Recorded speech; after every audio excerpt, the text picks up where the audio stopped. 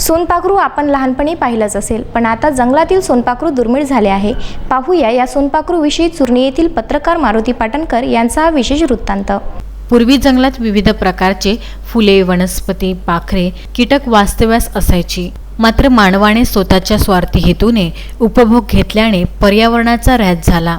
परिणामी बरीच जैवविविधता लोप पावली असल्याचे दिसून येते. आजही मेळघाटात विविध दुर्मिळ जीव पाहायला मिळत असताना अशीच एक सोनपाखरू आमच्या प्रतिनिधीच्या नजरेस पडला. पावसाळ्यात जंगलातील विशिष्ट झाडांवर लालसर गर्द निळ्या रंगासह सोनेरी रंगाचे कीटक आढळतात. या कीटकांना झाडीपट्टीत सोनपाखरू म्हटले जाते. या सोनपाखराचे बालकांमध्ये विशेष आकर्षण असते. आकर्षक रंगामुळे निरुपद्रवी कीटक बालके सहजरित्या पकडून हाताळतात.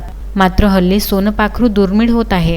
जंगलातील हिवर, किन्ह, मोवई, बोर आदी प्रजातींच्या झाडांची पाने सोनपाखरू खात असल्याने या झाडावर विशेषतः त्यांचे वास्तव्य असते.